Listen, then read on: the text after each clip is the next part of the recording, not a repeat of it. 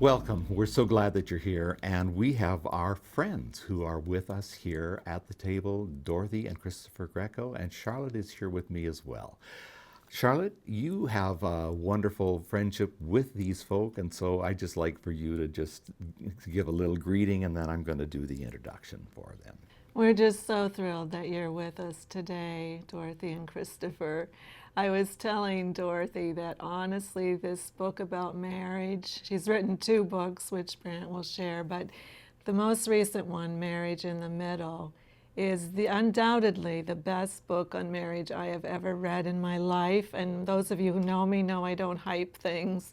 It's just so practical, so full of rich examples of marriage and just such important information. So you are in for a real treat today. We know that marriages have been going through some real stress.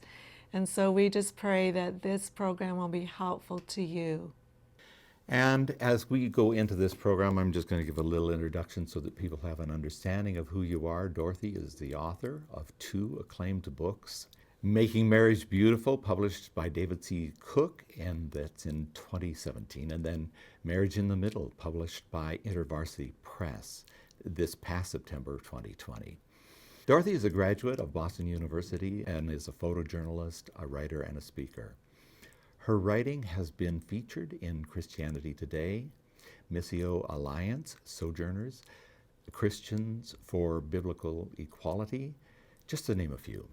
Christopher is the director of the Cross Worship and Performing Arts Center. He is the manager there and the theater director at Lexington Christian Academy in Lexington, Massachusetts. He is also the worship pastor at Antioch Community Church in Waltham. These people are just amazing, and as I say, I've known them for a long time. Christopher, I think I might have known you as early as the very late 80s Yeah, and definitely. early 90s. And so that's a long time ago now. We hate to mention how long ago it was, how young we were then, so it infers something else.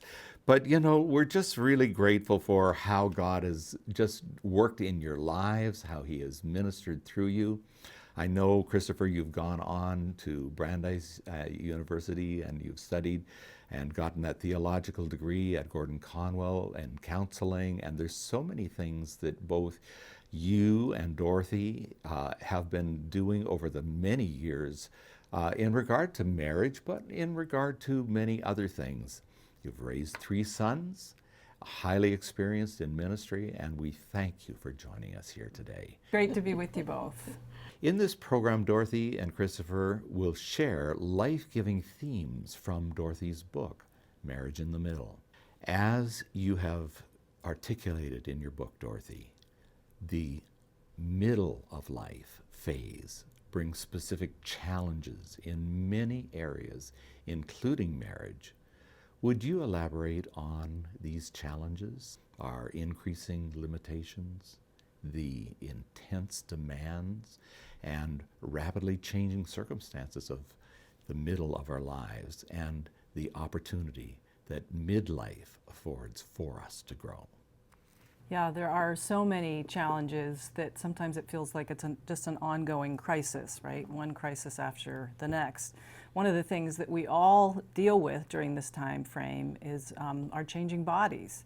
And for women, menopause, and for men, andropause. And most of the time, there are lots of jokes made about menopause, and nobody even knows that andropause is a thing. But men, like women, experience dropping hormone levels. Theirs starts earlier and is much more gradual, so that the change isn't as noticeable for many of them. But in the midst of the dropping hormones, many things happen. It's unique for each one of us, but often they include weight gain, loss of muscle mass. Oftentimes there's mental health issues. Depression is the highest during midlife in the 40 to 65. I think particularly for women in ages around 50 is when it peaks. There are anxiety issues that sometimes happen as a result of our hormones shifting, and all of that can be very disorienting for us because our bodies are changing in ways that we're simply not used to. It's also the case during that time period that most of us will be saying goodbye to our parents. And that has many implications for us, both if we're the ones who are helping to take care of them during the end of their life. So there's the physical demands on us, but also the psychological and the spiritual demands of helping our parents to end well. And if we have conflict with them, figuring out how can we come to a place of closure, and how can we really love them well during the end of their lives. And that's exhausting physically as well as psychologically. And then if we're parents, it's often a time when our children are transitioning from needing a lot of input and care from us to how do we transition to a place of giving them more autonomy. And sometimes that's easy, and as you know, as parents, it's not always so easy. It's one thing to have a conflict with a 2-year-old, and it's another thing to have a conflict with a 16 or a 20-year-old. Their capacity to use words and to push back and to have logic, is a little bit bracing the first time that happens. So that's also disorienting, and we're letting them go. We're helping to launch them, which is wonderful, and that's our job. But at the same time, there's a real loss there because we have experienced them for their entire lives, and they hold such an important part in our hearts that when they go off, the loss is very noticeable. I was just going to connect that for both of us, when in the same season that my mother passed away, was when Anthony went off to college. So we experienced the loss at the same time. And within that first month of school, Anthony met the woman that he would marry. So then we gained a daughter-in-law and lost my mother in the same season. So this quick succession of a loss and then something wonderful happens, fulfillment. And a similar thing happened when Dorothy's father passed away, right in the same season that our second son, Giancarlo, met the woman that he would marry. So, and how do you make sense of that emotionally when it's just really wonderful things and really momentous, like historic losses are happening? And that's happening at the same time that vocationally there's a lot that's going on. Lots of shifting happening to move from 40s into 50s is a very different way of being perceived by other people. Like you're coming into really your full gifts, you're coming into a sense of like, I know how to do what I'm doing, and I have a clear way of doing it.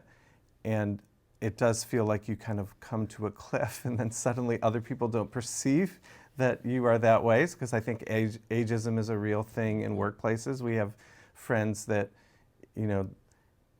the man feels like he has to color his hair because he's in an industry where he doesn't want to be perceived as outdated, because that's the workplace is maybe 30 years younger than he is. Well, he's lucky he can color his hair.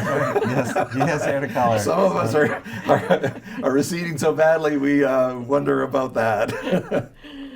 And I think that loss of confidence is coming at the same time that you have the biggest drain on your finances because of university, and you're thinking about retirement. And so it's all these pressures that are theoretical when you're 30, because you know that they're there, but you don't think about them. But when you're 45 and you're 50 and you're 55, you cannot stop thinking about them. You think about them every day. Well, I know we're thinking about a lot of those things. It's just how life goes, and of course we're a little bit beyond mids now. That's just the reality, that we have to face, and that. But what we've seen is that there are so many people that are struggling in this season, and I think things are very amplified because of the moment of time that we're living in. Yes. With the COVID situation. I know that early on in the COVID pandemic, people were forced into the changes that were imposed on their living, and that affected a lot of people very negatively, because things that had not been addressed, issues that were easily skirted, because, husband gets up and he grabs his coffee and he runs off to work and he lives his life almost as a totally different human being. But I think, I know that we've got certain things that we really want to cover as well, but I think that because we're in this time and these things are amplified, the issues that have been unresolved Yes. get kind of pushed up, where you sort of have to deal with them. You have to face them. You have to struggle. I know it's not part of the exact agenda of what we articulated, but I don't know, could you just comment on that? Because I think there's some things that you must have, Christopher particularly, when you're doing your counseling, and I know it comes home because, we don't name names or tell people's stories, but these impacts, they come into the fiber of our living and our household. So I don't know if one of you wants to just take a shot at that. Well, we could both talk about that. So, since our youngest child left for college, which is 3 years ago now, most of my work is spent at home writing. If I'm not out taking pictures, I'm at my desk, and so I've accommodated to having a very quiet house with no interruptions, nobody asking me questions, nobody needing me from, he leaves at 6:30 in the morning and comes home at 6:30 in the evening. So the first couple weeks, he's not only home all day, but our college-age son, was sent home, as most of the kids were, right? They went from being out of the house all day to then being home with us. So all of a sudden, my normal house, which is my own space to work, has all these people, and they're making all this noise. And, he was initially set up to do his work we have an open floor plan, which is wonderful for entertaining, but it was not so wonderful during the early part of the pandemic, when we were all trying to figure out, how do we make this work so that I don't hear you having your daily teaching schedules or worship leading, and Matthew's making these cold sales calls for his internship. And I felt like I can't even think because there's so much noise that's happening. And then the opposite also happened, where I don't know if it was the second or third week, where he's set to lead worship for the entire student body. And we had talked about, when is it happening? And so I knew, I told Matthew, be quiet. And he finished, and I said, without saying anything, are you done? And he said yes. So, but what I didn't know is that he had the upper school. The middle school chapel went first, and then I had to do the same thing again with the upper school. So I thought that he was finished, and I made myself an egg. And in the middle of making myself an egg, I set the smoke detector off. So here it is, 30 seconds before he's about to lead the entire student body, and the smoke detector's going off. And so Matthew and I are running through the house, waving towels, opening doors, and Christopher's kind of at the keyboard, with this panic look on his face, like, how am I going to pull this off? And we got the smoke detector off like 5 seconds before but he was rattled. And so those are minor things, right? And then you add to it, if somebody already has issues with their spouse, there's no escape, right? So that's part of why domestic violence increased phenomenally during the first couple months of the pandemic, because nobody had any escape from anybody else. And that lack of, exit for so many days with the kids. I don't know how families who were trying to navigate, both husband and wife working, when they were trying to have their kids at home doing school. I mean, what a just tremendous stress it had to be on everybody. And when I ask friends who have children in school age, and they recount what the year was like for them, the year was difficult. They can't see, when they first report it, there may have been really good things from being at home and from being together. Mm-hmm. And they can recount those things too, but the first things is I barely made it through. It felt stressful, it felt exhausting. Mm-hmm. I really did not know if I could. I was definitely living a day at a time in terms of what my needs were. And so then the first thing that I think would go when you have to prioritize is the marriage. You just assume that the other adult is going to be fine. You're going to deal with the needs of your child, so you're going to put your own needs second, and you're going to put the needs of your marriage second. And so how do you then get out of that habit and say, okay, now that we're opening up, now that there's a little bit more freedom, we've gotten into some habit of being disconnected and just surviving, and it's a good time to turn through and say, hey, are you still there? Like I barely made it through. Did you make it through? Yeah, the reevaluating is so important. Yeah. And yeah, wow, those are yeah, a lot of couples have had those kinds of stories, just they had never been thrown together so much for so long as they were throughout this year. Dorothy, in your book, you share 3 essential traits that need to be cultivated to navigate a marriage, especially in the middle of life. And would you define these 3 qualities and explain why they're so important in the context of our marriages? Yeah, and certainly these 3 traits, and I talk about malleability, resilience, and engagement. They are not the only traits that we need during this time frame. Obviously, there's patience, grace, mercy, empathy, etc. But I think that these are often overlooked during this time frame. So malleability is a term that's often used in connection with metals, right? We think about gold is a metal that's very malleable. It can be hammered, it can be hit, and it's stretched out. It doesn't snap. Where zinc, for instance, when you pound that, it just turns to powder. There's nothing left of it. So what we want is during this time frame when life hammers us, which it does, that we want to be flexible. We want to be able to adapt. We don't want to crumble and break apart. The second one, resilience. Sheryl Sandberg in her book Option B talked about resilience being how quickly we respond when difficult things happen to us. So difficult things will happen to us, right? All of us have had that experience during the past 14, 16 months, however long it's been. And when those difficult things happen to us, we can't give up. Like there's just too much at stake right now for us. So being resilient means acknowledging, wow, this is really hard, taking the time to grieve, to mourn, to talk about your losses, but then to get right back in the game again because there's so much at stake right now. And the third is engagement.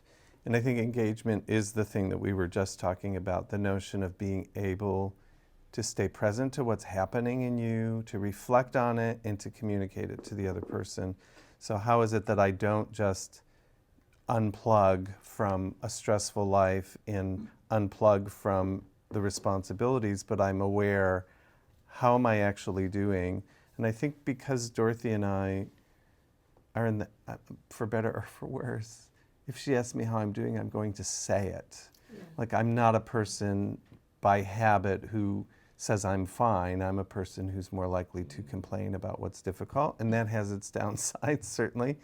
But I think to be able to stay engaged, you have to kind of know, where am I right now and what's going on? And I think that that ability to then see, this is what the challenge is. Okay, I'm here. Are you here? And to communicate that to each other, I think it allows you to feel like you're going through the storm together. And so then when you come out of the storm, you feel closer than you did before. And I think that's been our experience through all of the challenges of the last 10 years. I think we feel more close together. And because we're saying goodbye to parents and we're releasing children, you don't want to feel the distance here because that's who you're with now. Everybody else is moving, going on. And so to know now, I actually feel more connected to you than I did before we experienced these losses.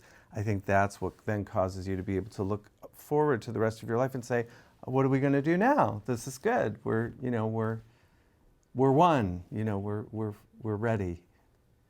In seeing this in you, this transparency that's shining through, it shines through in your book as well, Dorothy. Would you share just some personal illustrations that exemplify how you've both been able to cultivate these essential traits within your relationship, again, with malleability and resilience and with engagement? Just share a little bit about that. Yeah, I think that both Christopher and I feel almost as if God is calling us to really be vulnerable, and we realize that that's not the case for everybody. It's a very risky way to live life. It's easy for people to misunderstand us or to judge us when we're as honest as we are. But I think for us, the feeling is that when we choose to be vulnerable, when we're honest about the places where we're struggling, where we failed, where we are really not enjoying life or not enjoying marriage, if we talk about those things honestly, then it invites other people in. It helps other people to feel like, oh, I'm not the only one, or there's nothing wrong with me if I'm having this experience. Too often, I think, maybe in particular for American church culture, there's a sense that we have to have this persona, this perfect persona that comes in, and the kids are doing great and the marriage is doing great and we're not struggling at all. And the reality is that's not the truth, right? We're all struggling in certain ways. So if we can name it in appropriate ways, I'm not talking about, disclosing things that people really don't need to know or don't want to know, but honestly saying, I'm struggling with depression right now because I'm not sleeping well, or I'm struggling with anxiety and I don't even really understand why I'm struggling with anxiety. That then invites other people into the story as well. And I think one of the ways that we have cultivated this is regular confession.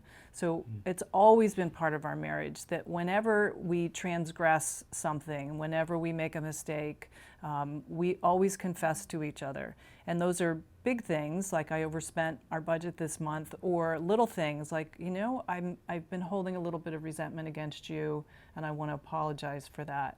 I'll give you one specific example. From the time that I was a child, like early, I can remember this, 5 or 6, I really struggled with lying. And never about huge things, like I wouldn't, fabricate these enormous lies, but they were small things. Somebody would ask, how are you doing? Or you seem angry. And I would say, oh no, I'm just tired. And what I realized, maybe in my 40s, was that was a lie. For me to not be honest when somebody asked me a question was a lie. And when we read scripture, it's pretty clear that the Lord is not okay with lying. So I felt pressed from the Lord to communicate this to Christopher, and then to say, every single time I lie about anything, I'm going to tell you within 24 hours. And it was so humiliating. Just be honest and say, every single time, even a little thing, my mother would make a dinner and bring it over, and the next time we'd see her, she'd say, did you like it? And we didn't. And I, just couldn't bring myself to say, actually, we probably would prefer that you not make that again. So there were these little pockets, these little places where I resisted telling the truth because I was afraid of how people would respond to me, or it would lead to a conflict. But the more I confessed, the easier it got to tell the truth. And now lying really isn't an issue for me anymore. There's every once in a while where I'm tempted to make some little, stretch something a little bit. But that, I think, has been huge for us in order to keep our accounts clean between us, but also to just be truth tellers. And honestly, I think that the Lord calls all of us to be truthful people. I don't think that anybody could claim that it's an okay thing to live in a lie or to disseminate falsehoods, even though that does happen a lot. And confession can feel more natural maybe if you're more extroverted, because if you tend to live out loud, if you tend to share your thoughts before you have them, which is how I do that, then it is very easy for me to realize, oh, I'm confessing without even realizing, like I'm saying things. Right. And in the relationship, Dorothy is not as extroverted. I mean, she can be extroverted, but I would dominate the airways if I could by just filling it with words. So for me to make space for her, to have her experience and to draw it out and then to not just pull it back to me, that is often a struggle that we have, is that we'll start talking about something that's going on with her, and then I'll relate to it, and then I'll share something that happened to me, and then, can we come back to me now? It's like, yes, okay, sorry about that. So making space for both people to be disclosive, not just for the person who it may come a little bit more naturally to. I think it just creates a habit that what's happening is what's happening, and you're going to know it by spending time with me. And then because we have that habit with each other, it's very easy then in relationships with friends, like you when you ask, how's it going? We could just tell you. Mm-hmm. So I'm the same person. Mm-hmm. I'm the same person alone. I'm the same person before God. I'm the same person before her. I'm the same person to my sons. I'm the same person to my friends. That's so much less work. It's so much less energy expending of like what's okay to say or what's not okay to say. Or who did I tell this to, and I have to keep the story straight, right? So when we're just honest, I think it's an easier way to live. Yeah, it's very liberating, and this is what one of the many things we love about you, Dorothy and Christopher, is that you have modeled this. You know our story, the good, bad, the ugly, and you have just been so beautifully forthright and receptive of us too in our own vulnerability and our own journey. And we won't go there today, but Right. anyway, it is the way to live. It's certainly the way God wants us to live. And you're right, it causes people, I never thought God could use our broken story, but when we've shared it, it causes people to open up. Yes. In ways that I don't think they would have any other way. So thank you. Dorothy, this is a big topic, but one of the vital understandings that you really elaborated on in your book, Marriage in the Middle, is this whole connection between disappointment and expectations. And you write that disappointment has many faces, making it hard to identify. In fact, you state that you and Christopher took decades to recognize marital disappointments. Would you clarify the roots from which these expectations come, first of all, because this is really important stuff, and explain your process in working through your own disappointments in marriage? Sure. What I mean when I say disappointment has many faces is it can morph and it can mask itself as anger, as withdrawal, as anxiety. There's many different ways. It's not like a one specific way that people experience or manifest disappointment. So I think because I came into marriage more shut down emotionally, I would react by withdrawing when I was disappointed, but I didn't actually even have the language or know that that's what it was that I was feeling. So it took us a long time to understand that. I think that most of in the couples counseling that we do, I think a lot of conflict that married couples have is connected to the disappointment expectation issue. So when we are growing up, we're not aware of it, but we form opinions about how the world is supposed to work and how relationships are supposed to work by watching our parents, by watching our siblings, by watching our neighbors, whatever. And then we form expectations based on what we're learning. So then when we come into marriage, we have this whole boatload of expectations, how we're supposed to treat each other, how the marriage is supposed to work, who's going to get up in the night with the kids, who's going to earn the money, how much money do we need to have in the bank, do we take vacations, and if we take vacations, what do those vacations look like? So you name it, and we have expectations about what life is supposed to look like. Oftentimes we don't know that we have expectations until we feel disappointed. So if we can begin to first recognize, what does it look like for me when I'm disappointed? To acknowledge that, like, okay, my tendency is to withdraw, or my tendency is to use sarcasm, as opposed to simply saying, wow, I feel really disappointed about the fact that we didn't get to go out this weekend, and we talked about that. If we can name it, and then we work backwards to what the expectation was that got thwarted, then we can begin to talk about what it was that happened. So our expectations, I think, come from many different sources, but the three that perhaps are the easiest to talk about are our family of origin. So what was the family like that you grew up in? Christopher comes from an Italian-American family, large family. Your mother was one of 9, 8? One of 8, yep. Yeah, and they almost all lived in the same area. So for him, holidays always revolved around family connecting. So the first couple years we were married, he always wanted to go to his families for Thanksgiving, for Christmas, for any holiday. Like, to him, that was a point of connection, and that was really meaningful for him. So I came from, my family's from northern England and France, much more reserved, not so emotional. When we had conflict, what happened is one of my parents would leave. They would just go out the back door, the door would close a little bit louder than normal, and we never knew as kids, what the conflict was about, when they were coming back. It was all under the surface. In his family, that was not the case. It You was- would know who was upset.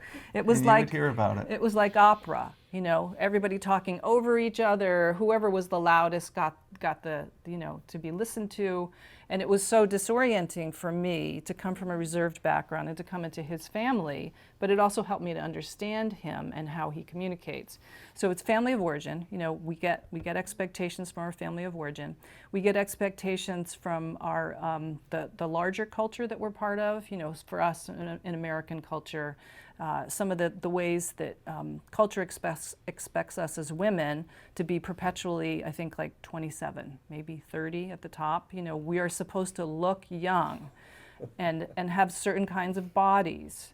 You see that, you know, everywhere in the media in particular, that this is the expectation for what it means to be a woman. And for what it means to be a man is you're supposed to like pickup trucks. You're supposed to like Power tools. power tools. You know, again, culture defines what it means to be a man or what it means to be a woman. So again, you know, we bring these expectations into our marriage. So my dad was a fix-it guy. You name it, he could fix it. And he loved doing that. Like for him, that's how he showed his love to us. He was not very verbal, but he did take care of my car, for instance, when I was growing up. So we come into marriage, and my expectation is he's going to take care of the oil change. He's going to rotate the tires, and he's going to do it without me asking because, you know, he pays attention to those things.